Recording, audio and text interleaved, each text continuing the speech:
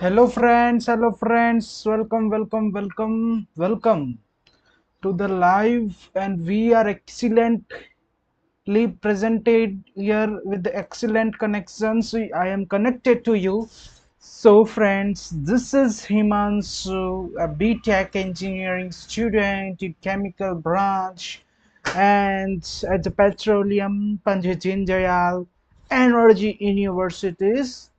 So it was previously known as Petroleum Universities, but now it is being known by the name Energy University. So in today's class, we will going to discuss maybe the part of the lecture we will conclude in the another series, like in another part of the video, but surely we will going to cover the automation systems and how the industry 4.0 helps to bring revolution in the whole ecosystem of businesses and industries, that is small scale industries. Basically, Industry 4.0 is integrated with large scale industries to ultimately to have a supply chain management and predict the uh, uh, outcome basis of their ultimate mm, maximum profit. Ultimately it is the time of 4.0 because since we are in the time of modernizing the industries with the internet of things, cyber security, cyber data, and in this era the cyber hacking or cyber threats are also being concern for developed nation and developing country. So, well, we are going to discuss much more additive manufacturing, how they are helping in industries, because previously subtractive manufacturing was widely used in these industries, but now additive manufacturing helps to prioritize the rapid prototyping structure, which not only saves the times but also save the material which is being used to construct and the time. We have discussed the time, but since the cost is also a center or an epicenter of developing any single product, so yeah, we can say the economical factor also affects in the subtractive manufacturing. But in the case of additive manufacturing, somewhat it is going to be a one time investment, we can say. Then we'll discuss more about microelectronic mechanical systems, smart factories, advanced robotics, uh, and all this in up to the sequence. Microelectronics and mechanical systems, in that one question is being asked to us specifically in IA.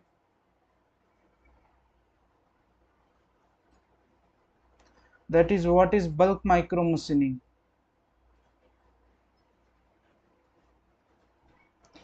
So bulk micro machining, surface micro machining, high aspect ratio, silicon micro machining.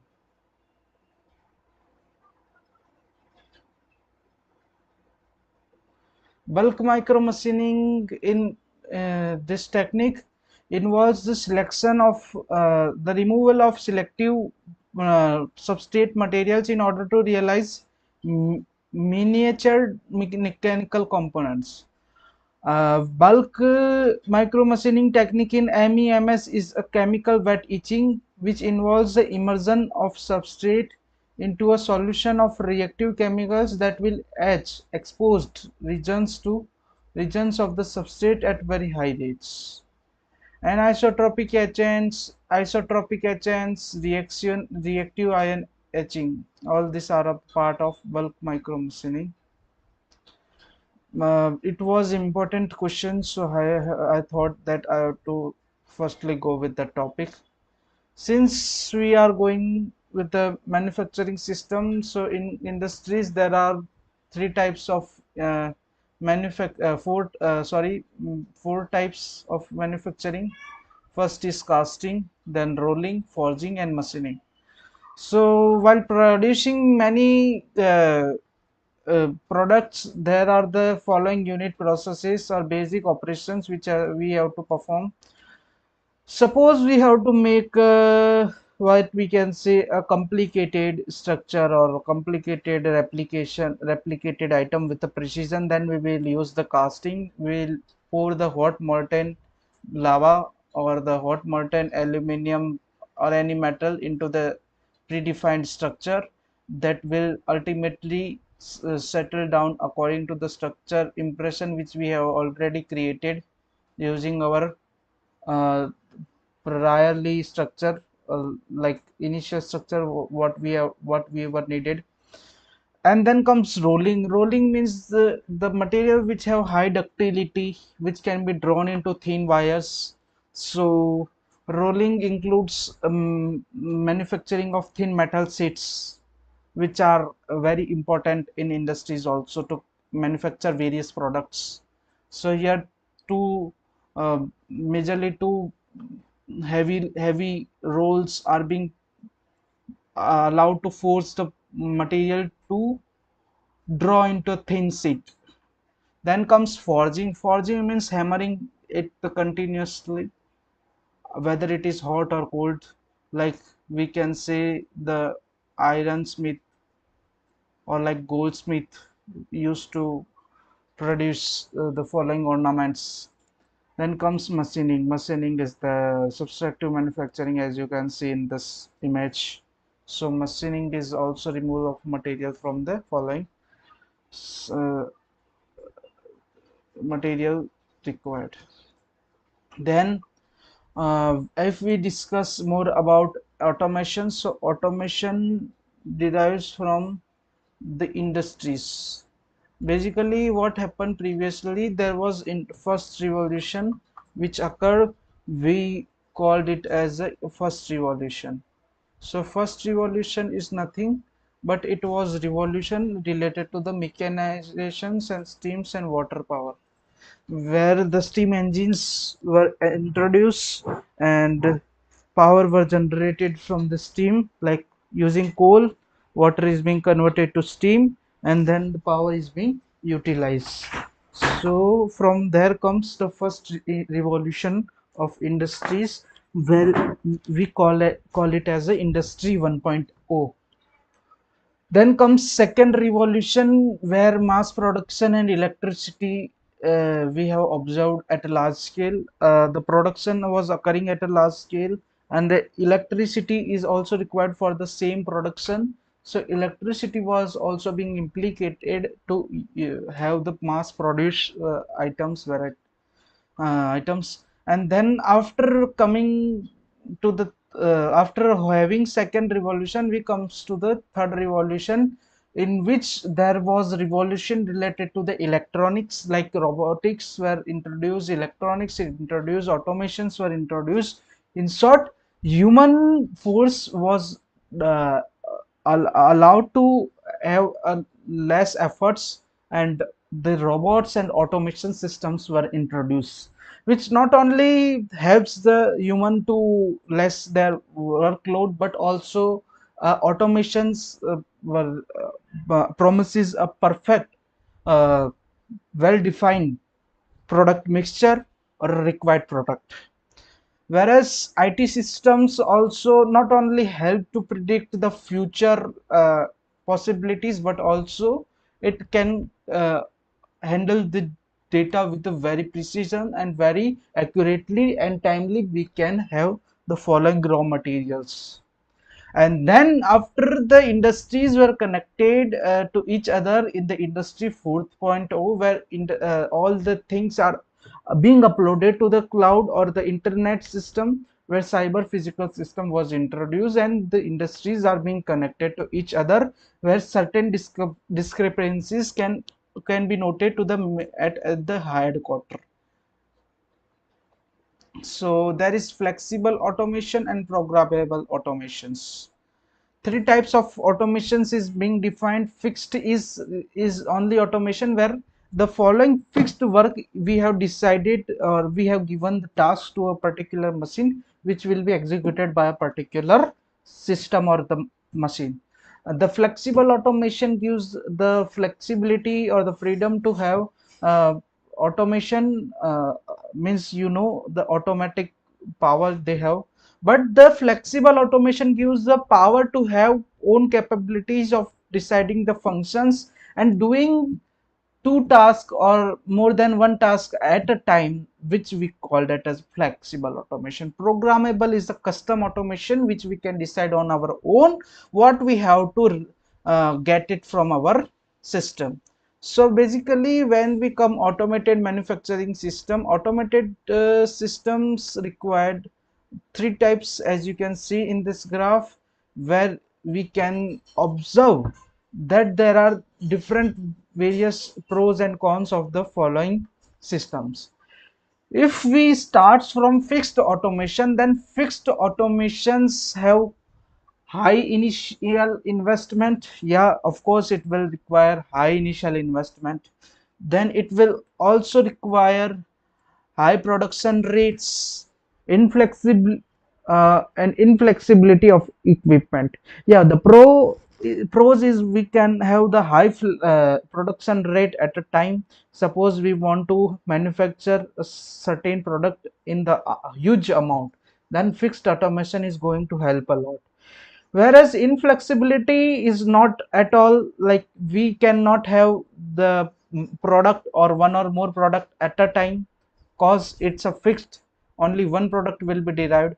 Whereas flexible automation is the automation system where we get a continuous production of variable mixture of parts or products.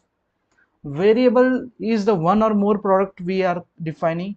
Medium production rates, that is, it is not giving high production rates or low production rates, but it is in between of fixed and programmable automation. Whereas high investment is required in flexible automation for a custom engineered system. Investment is high in both of the cases, fixed or flexible.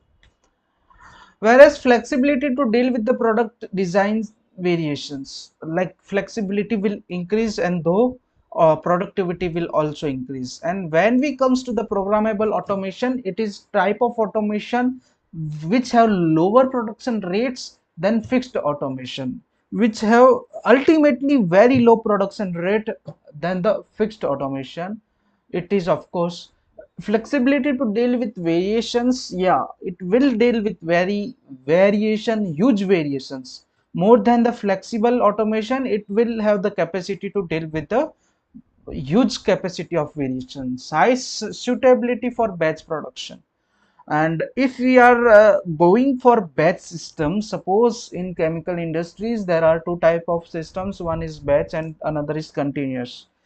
For certain products or for concentrated organic chemicals, we are going for batch reactions. As such, they are not in high demand, so we will have programmable automation. Accordingly to that, we can set automation related to the following properties, like having fixed normality, molarity, and all chemical properties, we can say. So programmable automations allows us to have variable functions and programs that in the following variables, which ultimately gives the product with highest accuracy. But the following drawback is that only that it has the lowest production rate. Whereas high investment in general purpose equipment is required if you are using for high general purpose also, then high investment is required. If you are going to observe this following plot, product variety versus product what no, product variety versus production quantity. So here's the graph you can observe. As such, we have discussed product variety and production quantity. It can produce up to around one greater than one, that is in the range of less than 100 to less than 10,000. Whereas flexible automation has a production quantity rate less than that is greater than 100 to less than 1 lakh, whereas fixed automation has a highest rate of production which is greater than 10,000 to greater than 10 lakh. Once 10, 100,000, 10,000 lakh, 10 lakh, it's 10 lakh. Three types of automation we have discussed in very detail, and then we goes to the following PPTs. You can read it on yourself. It is hard automation are typically used for production system with exclusive allocated equipments and production needs. Equipment in a fixed automation system is manufactured and designed to perform only one sets of operation on one part with a high level of efficiency. Yes, the following point you can note it down in your notes. Flexible automation is a type of manufacturing automation which exhibits some form of flexibilities, as I have discussed previously. Most commonly, this flexibility is the capability of making different products in a short time frame. That is, if we are requiring with a various product in a short time, then flexibility or flexible automation is referred. The process flexibility allows the production of different parts type with the overlapping life cycle, whereas programmable automation allows for machine configurations and operation sequence that can change based on signals sent from electronic controls. With a programmable automation systems, products can be produced in batches through the reprogramming of machine operations and sequences, as discussed previously. So now we comes to the additive manufacturing. Additive manufacturing is a technique where we are manufacturing the material with the adding layer by layer. And here's the definition. You can read it formally or officially. The definition is written. Additive manufacturing refers to technology that grows three-dimensional object one superfine layer at a time. It has a mechanism of making layer by layer that is growing in 3D structure. That it suppose if we are making in X direction, then it is also being constructing in Z direction, which makes a unique manufacturing. Each successive layer bond to the preceding layer of melted or partially melted material. That is successive layer. The one melted layer will deposit and cool down. After that, another melted layer will also come above and form the following product, form the following layer, melted or partially melted material. There are different type of mechanism on which we are manufacturing. First is laser beam melting, then comes electronic beam melting, laser metal deposition. So basically in these three mechanisms, the concept remains same, the principle remains same, but the techniques or the manufacturing process or the steps are different. So when we comes to the laser beam melting, it is known as also known as selective laser sintering or melting. In this process, where metal powder is fed by hopper is spread in a very thin layers with a layer of thickness about 500 to 100 micron meters across an area with the dimension reaching from 500 millimeter 50 cross 50 to 800 millimeter to 400 millimeter. That is the minimum area laser beam melting can have is 50 by 50, and the maximum area it can have is around 80 800 into 480 800 by 400. If we are going for uniform distribution of metal powder, a leveling system is required. Yeah, like in this laser beam melting, there is supposed to be a uniform distribution of metal powder where a leveling system is required. If you supposed to if you want to refer a particular video, then I can give a idea of how the laser beam melting is being done. I have been gone through process of laser beam melting, so it was really a great opportunity for me to have that particular session on laser beam melting. It was really in depth, and here you can go, you can notice how the lasers beam melting is being done, how selective laser melting process is being done. So basically we can go further, that laser beam with a power source of 20 watts to 1 kilowatts. The laser beam have power source around 20 watts to 1 kilowatts and have wavelength of 160 nanometer to 180 nanometer. In near infrared, which is around the infrared, have spot size, that is the diameter of laser is around 50 micrometer to 180 micrometer, is directed with the speed of 15 meter per second across the deposited metal powder. So these are the following technical details. The laser beam has a power source of 20 watts to 1 kilowatt, and the wavelength is around 160 nanometer to 180 nanometer, 1080 nanometer to 1060 nanometer, which is noted to be around near infrared, and the diameter of the uh, laser is around 50 micrometer to 180 micrometer, which is directed with 15 meter per second.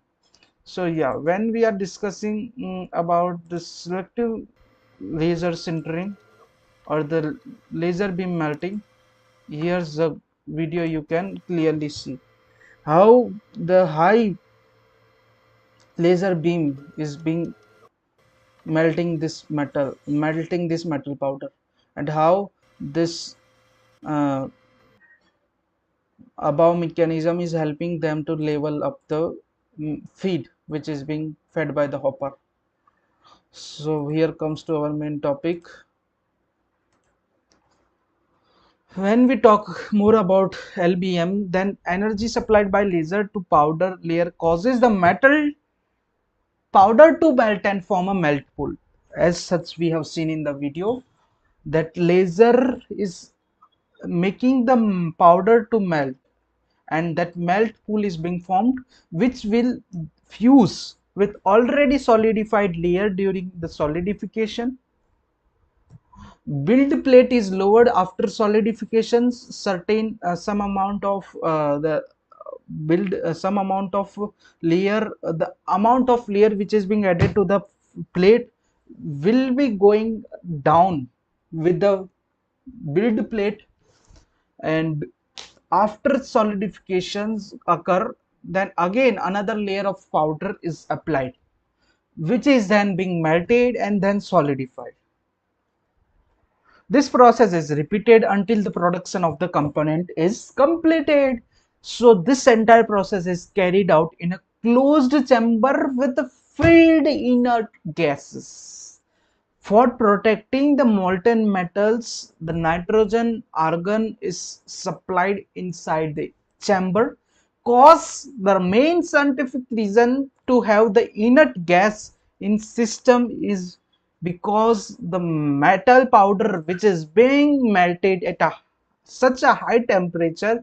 So if there is certain amount or trace of oxygen, then it can certainly lead to the oxidation of metal powder at that particular instance, and then it will have a following uh, changes or variations in the properties of the material we constructed, or it will get corroded easily, and many variations you can go through, or you can observe the strength will also decrease, and many following errors will come into the systems.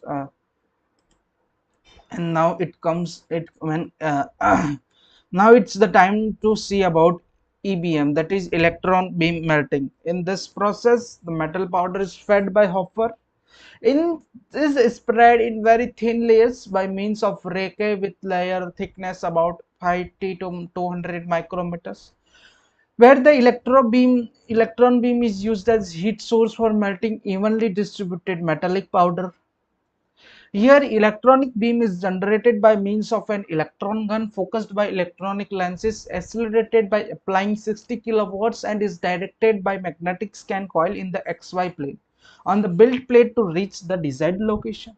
By using a beam of 30 milliampere and with a scan speed of 10 raised to 4 millimeter per second. Temperature of more than 700 degrees Celsius can be achieved for the following metal powder.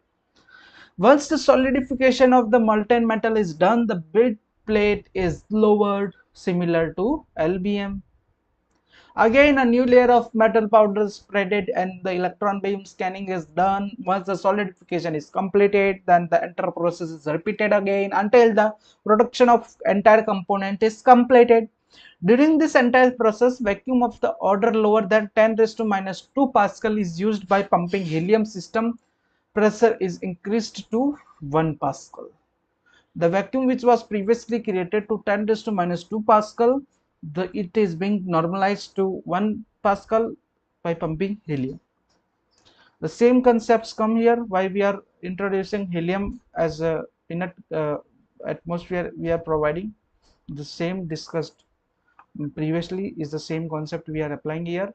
So the main point we have to note it is that layer thickness is remaining 50 to 200 micrometers, whereas uh,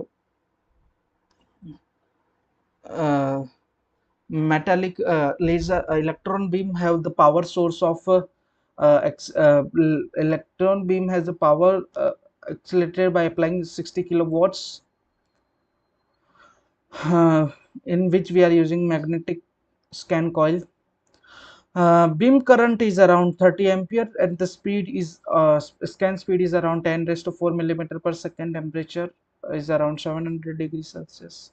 Here's the following uh, pictorial view. You can see easily how the part 1 we are referring here with the electron gun, how they are being uh, getting focused pointed to the build plate where we are building the material, and how helium is being pumped into inside the build chamber.